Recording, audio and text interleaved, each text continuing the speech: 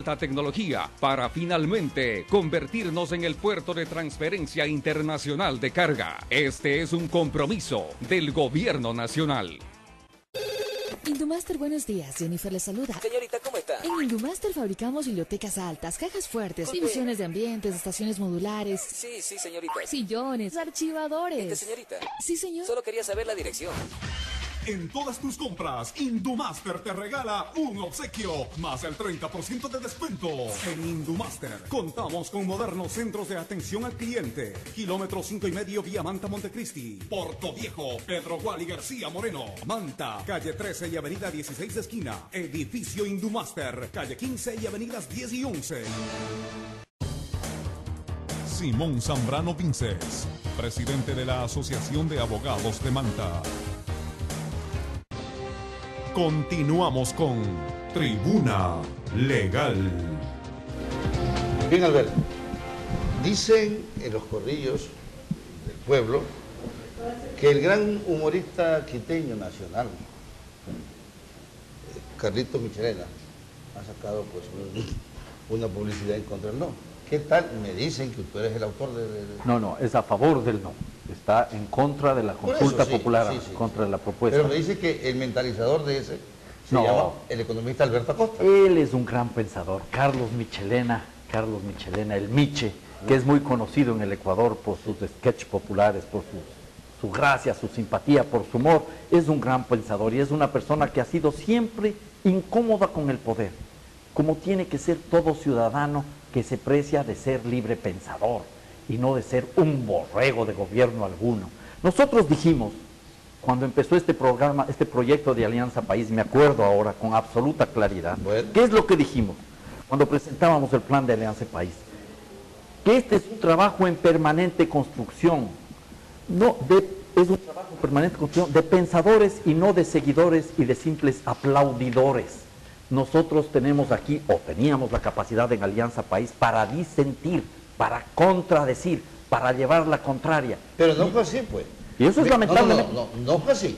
Aquí en el buque Guayas, usted recuerdo, la prensa manavita lo informó, que el presidente Correa le llamó la atención por no al proyecto de Yasú. No, ese fue un tema de las camisetas, esa es una anécdota de las camisetas. Yo distribuí unas camisetas para... Sí recuerdo. Sí, no y tuvimos una discusión. Me dieron a mí. Sí recuerdo. Por razones obvias. Ya. Pero el tema acá es que las camisetas, Ya. el presidente Correa obligó a que se las retiren todos, Sí. yo no me las retiré. Así es. Porque le dije al presidente Correa una discusión muy agria, pero muy buenos amigos, grandes amigos, que ni mi mamá me había obligado a sacar una camiseta, él no lo va a obligar a sacar Igual una la camiseta. tapaste con un saco. Pero salí puesto la camiseta Pero y no con la un saqué. saco para que no se vea. La camiseta Tampoco tenía fue. adelante y atrás, pero Ay, eso es no un se tema. vea, el no estaba atrás. Lo que pasa es que tú estás resentido porque no te di camiseta, ni te voy a dar camiseta. Debería darme. Vamos al tema de las preguntas. camiseta, hombre. De las preguntas, por Hay favor. más desperdicios.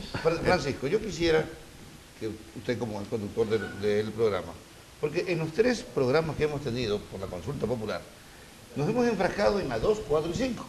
Francisco, por favor, toquemos algo ahí sobre los banqueros, sobre los gallos, sobre los toritos. Toquemos algo. Bien, en todo caso, el tema es que para la justicia es un asunto inagotable. Es un proceso de tiempo, de recursos, no solamente económicos, sino humanos. Un comentario cortito. Terminada la consulta popular, en la cual espero fervientemente gane el no, al menos en las preguntas 4 y 5. Debemos como país comprometernos en una gran minga para sacar la justicia adelante. Es una obligación de todos. No es posible que yo les deje a mis hijos y a mis nietos esta justicia en el estado que está. Y es de desear que ahora sí el presidente de la República asume el liderazgo que anunció el doctor Mera. Porque en este punto no ha habido el liderazgo del presidente de la República, ni en el tema de la seguridad, ni en el tema de la justicia. El tema de las instituciones financieras cuyos directores no pueden ser accionistas. ¿Cree que eso limita la capacidad de inversión de la libre empresa de las personas? Sí, ahí esa es una disposición que siempre ha existido. Por eso a veces sí es bueno poner las cosas en la Constitución, economista. Siempre ha existido la prohibición de que el banquero tenga negocios particulares. Lo que pasa es con esas triquiñuelas que han hecho en la superintendencia de bancos, que ha estado al servicio de los banqueros. Nunca la han aplicado para los accionistas indirectos. Entonces, ya sabemos cuántos banqueros tienen los negocios privados. Se dice, echa la ley, echa la trampa. Entonces, en la constituyente, que fue otro error, se escribieron mala redacción, porque el espíritu era ese, economista Costa, y usted me va a dar la razón. El espíritu era ese. Pero hubo un error de redacción que lo estamos corrigiendo, porque es evidente que un banquero no puede hacer competencias desleales en negocios inmobiliarios, en negocios privados, en industrias, ¿no? Es competencia desleal del verdadero industrial que quiere tener una competencia justa en sus actividades productivas. Eso lo sabemos. Hemos vivido en el 99 la crisis bancaria, que fue por eso, porque los banqueros se dedicaban a sus negocios y quebraban los negocios, quebraban los bancos y quebró el país. En la disposición transitoria del 42 de la... 29. Que habla de transformarse de la Constitución del 98, ahí hablaba justamente de los créditos vinculados. Bueno, ahí se prohibieron los créditos vinculados posteriormente. Justamente pero el tema de fondo aquí es de intereses. Ahora, ¿cuál es la propuesta suya en este tema? En este tema hay que ver la pregunta completa. Se habla tanto de los bancos como de los medios de comunicación de carácter nacional. Es una sola pregunta. Cuando estuvimos en el Tribunal Constitucional en audiencia pública, le solicité al secretario jurídico de la presidencia que aclare qué significa los medios de comunicación de carácter nacional y que separe las preguntas. Habría sido lo ideal. Yo estoy de acuerdo con que los banqueros sean banqueros y nada más que banqueros. Ese fue el espíritu de la Constitución. En eso coincido con el doctor Mera. No tengo ningún inconveniente en eso. Ahí hubo un problema de redacción y no se pudo corregir. Algún rato podría explicarles por qué sucedió eso. Es una cuestión que sucede en la vida, pero es para otro tema. Ahora, el problema de fondo es ¿qué significan los medios de comunicación de carácter nacional? Yo estoy de acuerdo en la parte de los banqueros, totalmente, porque no se les puede dar una posición de competencia desleal. El banco no presta su plata, el banquero no presta su plata, presta la plata de los depositantes. El banquero puede hacerse créditos de mejores condiciones que los de la competencia y el banquero conoce los negocios de la competencia. En eso no hay ninguna duda. Pero ¿qué es un medio de comunicación de carácter nacional? Eso no está explicado. Y eso puede ser pernicioso. Por ejemplo, termino la idea, Francisco, termino la idea, carácter nacional, por el origen. Todos los medios entonces son de carácter nacional, o carácter nacional por la cobertura. Un tema preocupante. Imagínense que se establezca que un canal de televisión sea de carácter nacional si cubre 16 o más provincias, y que los grandes, Teleamazonas, Coavisa, cualquiera de esos medios tienen 24, y los dueños no quieren vender sus negocios.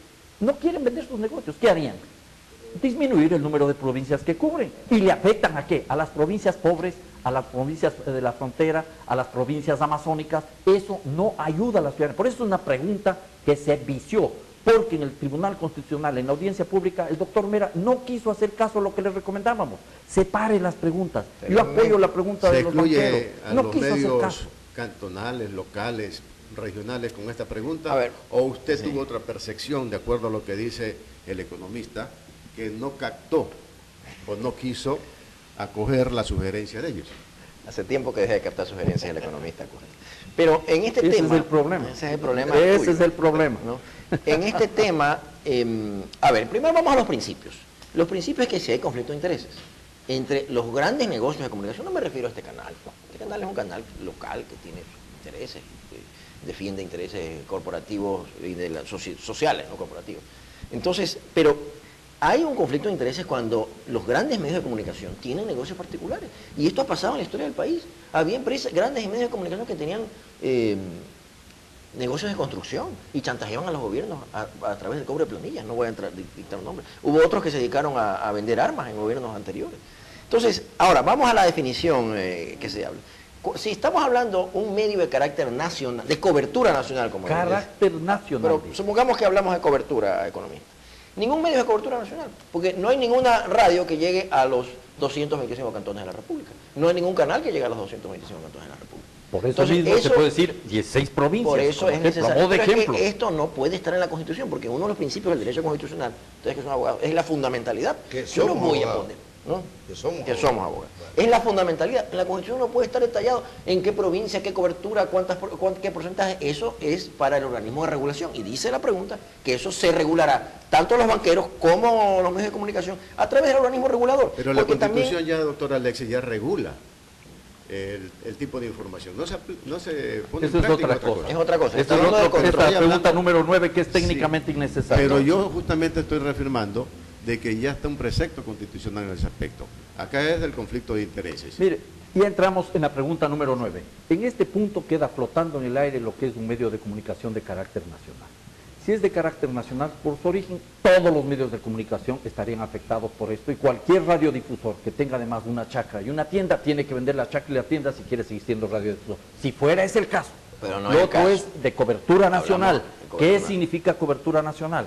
Digamos que de los 200 y pico de cantones, el que cubre 150, punto. Entonces el que está cubriendo este rato 180 deja de cubrir 30 y arreglado el asunto. Si fuera ese el caso, queda flotando en el aire la posibilidad de afectar a la ciudadanía con una adecuada cobertura de medios de comunicación nacionales que debería ser la gran meta.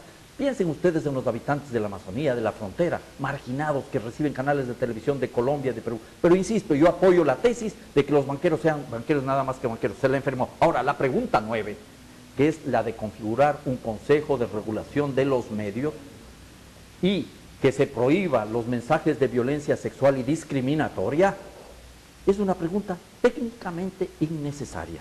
No la digo yo, ese no es no digo yo, eso lo dice el propio presidente Correa. El propio presidente Correa lo declaró ya, el día está publicado, el día 31 de marzo, que la pregunta para regular medios no era necesaria, porque ya están todos de acuerdo, incluso está en la ley y en los tratados internacionales un consejo de regulación de medios. Y la prohibición de los mensajes de violencia sexual y discriminatoria está en el artículo 19 de la Constitución, en la Ley de Radio y Telecomunicaciones. El presidente de la República, ¿quién le hizo presentar esas preguntas técnicamente innecesarias al presidente Correa? Me temo que el doctor Mera, que le hace meter la pata de gana. ¿Por qué me echan la culpa a mí? Yo no soy. Porque ese es el asesor del presidente Correa. Es una acusación directa. No es una acusación, es una afirmación. No estoy una acusación. Primero, no es verdad. Yo no fui el autor intelectual de la pregunta. Nunca lo he dicho, lo digo en este foro. No fui el autor intelectual. Así que no me echen la culpa de lo que no tengo. De otras cosas me echan la culpa que no es verdad. Entonces, en el tema de la pregunta 9, supongamos que lo que dice el economista de usted es correcto. No, si no digo yo, dice Rafael Correa. Supongamos. Si usted coge un titular de Universo, lo que dijo el economista Correa en esa entrevista es que hay preguntas fundamentales y otras menos fundamentales. No. Entonces viene el Universo y dice de que no era necesario. Yo oí la grabación de Radio Natumpac. Él dice de que no es, hay preguntas que no eran indispensables para el tema, como por ejemplo los toros. Pero se aprovecha un proceso de consulta al pueblo para determinar ciertas otras preguntas. Bueno, vamos a ir a un corte comercial final para las reflexiones de este importante panel. Francisco. No, en todo caso, yo considero que hay preguntas que a lo mejor son repetitivas de lo que ya las leyes lo norman. Pero en todo caso, vamos a ir analizando otros temas que nos van quedando previo a terminar este programa. Tribuna Legal. Autoridad Portuaria de Manta ejecutará el proyecto de desarrollo del puerto de Manta en su primera etapa con dragado del área internacional, confinamiento, construcción e instalación de básculas, red de abastecimiento de agua potable, remodelación del edificio administrativo, reparación de muelles pesqueros y construcción de torre de control, mantenimientos generales y obras complementarias. Todo a un costo referencial de $14 millones.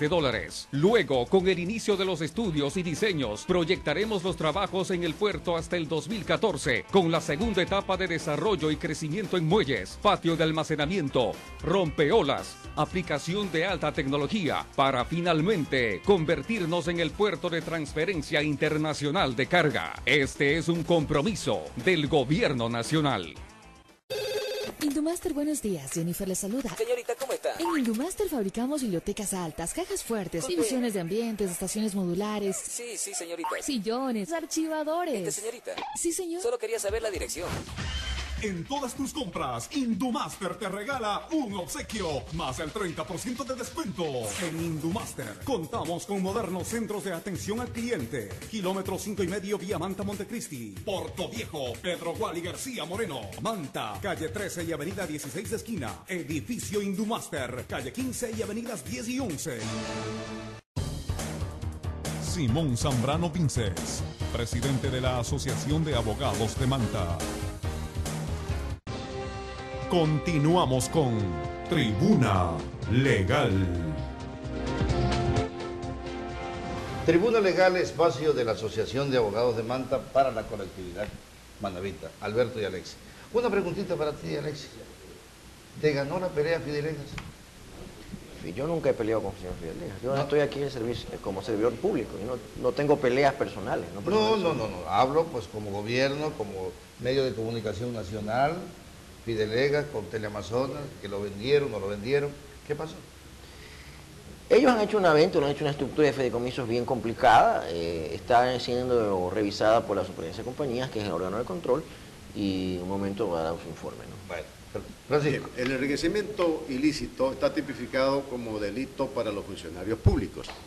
Hoy en la consulta hay la pregunta enriquecimiento ilícito privado. Economista Costa, ¿esto es pertinente? ¿Es posible? ¿Qué significado o mensaje tiene usted sobre esto? Aclaremos la pregunta.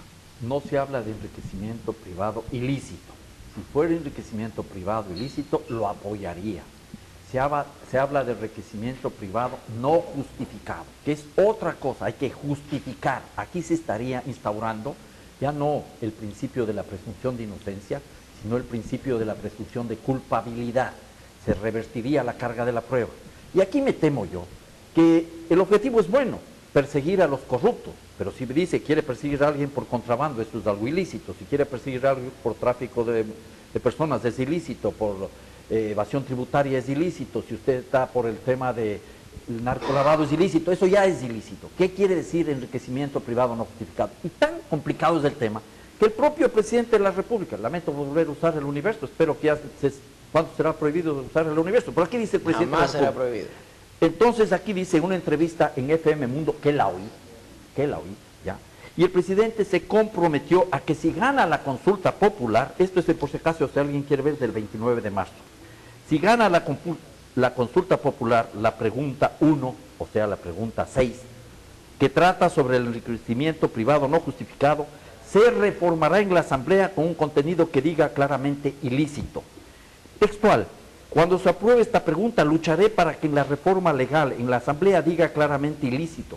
No recuerdo la frase original, pero me parece que fue la Corte Constitucional la que cambió la pregunta, manifestó el presidente. La Corte Constitucional no cambió la pregunta. Al presidente le hicieron meter nuevamente la pata. Le mandaron esa pregunta ya el 17 de enero y la Corte se ratificó cuando debía haber cambiado la pregunta. La Corte, si quería ayudarle al presidente, Corte, digamos, Tribunal Constitucional apenas, porque de Corte no tiene nada. Ellos son los primeros violadores de la Constitución. Pero volviendo al tema, esta pregunta está mal formulada, es innecesaria. Si el pueblo aprueba esa pregunta, no es que después la Asamblea puede interpretar ilícito por no justificado. ¿Quién tiene todos los documentos para justificar sus pertenencias? Los ricos, los que tienen todo, guardan absolutamente todo papel que pasa por su casa. Si pudieran descontar impuestos del SRI, guardaran hasta el papel higiénico.